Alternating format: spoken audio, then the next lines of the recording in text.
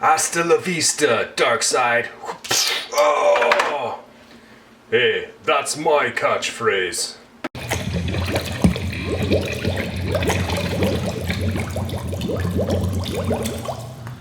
Welcome back to the Bog Toys and Collectibles, where today we're checking out the brand new Superpowers Cyborg Action Figure from McFarlane Toys.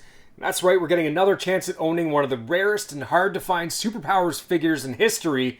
Except this time there are some differences from the original, and you might want to hang on to the vintage one if you're lucky enough to have that. So we're going to go over those differences here today and see if it's worth picking up for you.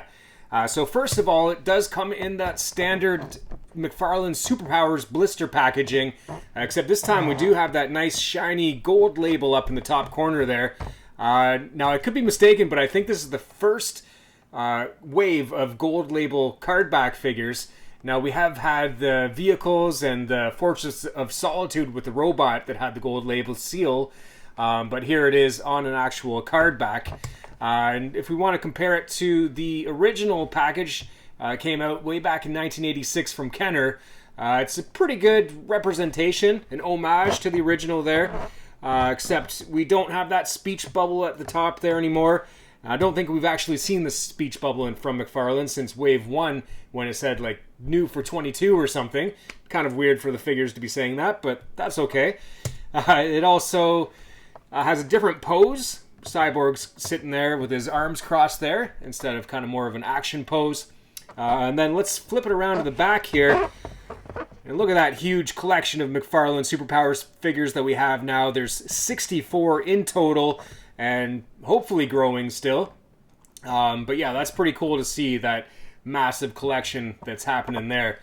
And now everything in my mind is telling me not to open this from the package. Keep it mint, because it could possibly be worth thousands of dollars a few decades from now.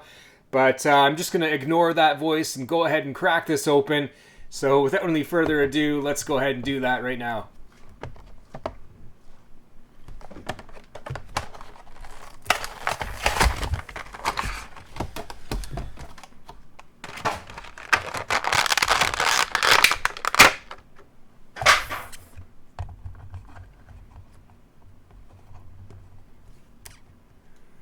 Alright, so here we go. He's all out of the package here, and as you can see, he comes in the standard 4.5 inch scale that all Superpowers figures have come in, so it'll play nicely with all of your vintage and modern Superpowers figures.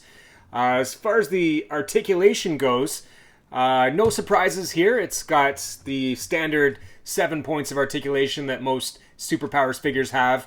Now, the original one was actually only 5 points of articulation, or 6 if you count the forearm rotation where the arms attach onto there, but he did not have the knee joint on the original.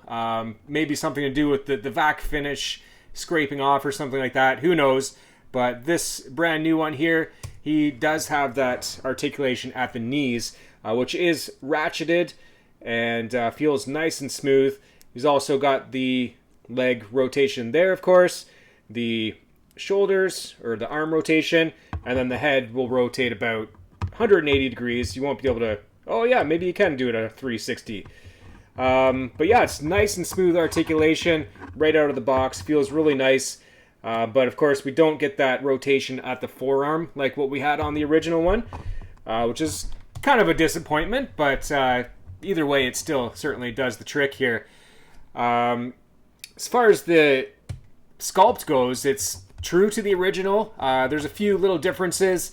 The neck has a bit of a circle there. The utility belt on here is missing a lot of the details that the original one had. He looked like he had some sort of like computer devices, things like that. This reissue is just straight up pockets on the utility belt.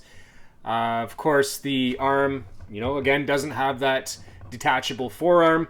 As far as the head sculpt goes, it's pretty close as well, except he's a little happier. He's showing a little bit of teeth in his smile there. And then the electronic eye is more of a square shape than the rounded one that we saw with the original. Accessories-wise, this does not include any accessories at all. Just what you see in the box is what you get.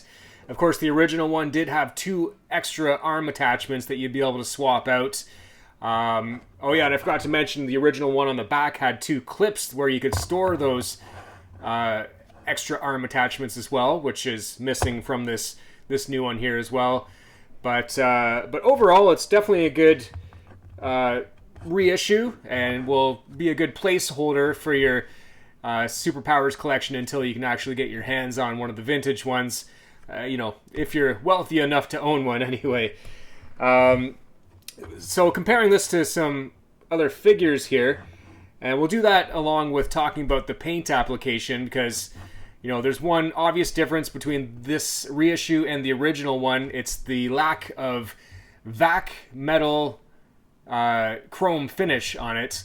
They've opted just to use that kind of gray metallic style paint, and it could be a positive as well. You know, if you're going to be playing with it, you don't have to worry about the chrome rubbing off or flaking or anything like that.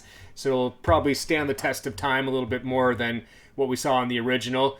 But let's go ahead and put them next to some famous vac metal finish figures from history. Of course, one of the most famous, here's Quicksilver from the Silverhawks line, also from Kenner, which was released about a year after Cyborg came out on the vintage line. But yeah, you can see this one's been played with. Some of that vac metal finish is rubbed off and exposes the yellow plastic underneath there. And yeah, so not such a bad thing maybe to not have the vac metal here too, and kind of opens up some doors for customizers as well. If you want to go get a chrome pen or something, you could probably paint this and make it look pretty close to the original, at least for display purposes. So more figures to compare. We've got, of course, here is Silver Surfer with his silver surfboard. A little loosey-goosey on this one, but the chrome is really nice still on him. Shining bright. And one more chrome figure. Of course, we have Chrome Dome from the Teenage Mutant Ninja Turtles Playmates line. So that was another great example of an action figure that uses that chrome finish. Let's put him next to another Superpowers McFarlane figure. Here is Superman, classic version. So those guys look really great together. You'd be able to put those on a shelf nicely. And let's maybe put them with some other Superpowers figures here up in the display case and see what that would look like. So let's kind of see if we can zoom in here. Here we go. There you go. Yeah, it looks pretty cool with everybody else there, and you know, you'd be able to leave him on the shelf until you, like I said, you can get your hands on one of those vintage ones.